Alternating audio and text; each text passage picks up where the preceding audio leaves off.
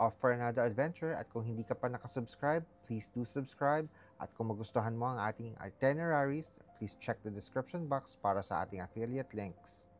Late night trip alert! Nag-bus ako from Sofia to Bucharest. Cheap, chill, and perfect para makasave sa accommodation. Good morning, Bucharest! After around 9 hours, nandito na tayo and I'm so excited to explore a new country.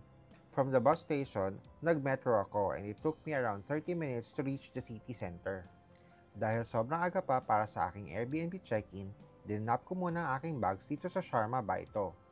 Super convenient and right in the city center. First major landmark, the Romanian Athenaeum.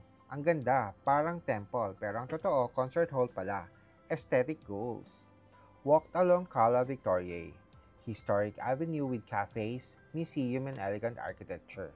Ang sarap maglakad-lakad dito. Quick stop sa Crețulescu Church, a small but beautiful Orthodox church in the middle of the city. IG spot alert, may umbrella street hidden sa likod ng buildings. Super cute and worth the detour. This is the University Square, isa sa pinaka-busy at historic na public spaces sa Bucharest. Makikita niyo dito ang iconic statues ng kanilang national heroes at syempre, ang old palace ng National Bank of Romania. Before diving deeper into the old town, mapapansin mo agad itong building na sobrang elegante. Ito ang new building ng National Bank of Romania. Hindi siya laging bukas for tours, pero panalo na ang architecture from the outside. This is Bucharest's Old Town. Ito yung heart ng city, mixed of history, nightlife, and culture. Ang daming pwedeng tambayan.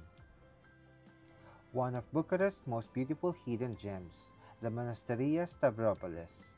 This tiny Orthodox monastery houses intricate stonework, wooden icons, and centuries-old frescoes that tell stories of faith and resilience. I ended the day at Cismigiu Gardens. It's Bucharest's oldest public park. Peaceful, green, and perfect place to relax after a full day on foot. And that wraps up our day in Bucharest. Sulit kahit puyat from the night bus. But this journey is just getting started. Next up, a place full of legends and castles. Any guesses? See you at the next Copi's destination. Ingat! Yeah, Copi's destination. Travel stories, inspiration. Grab your cup, let's take a flight. Wander free from day to night. Copi's destination. Adventure's the most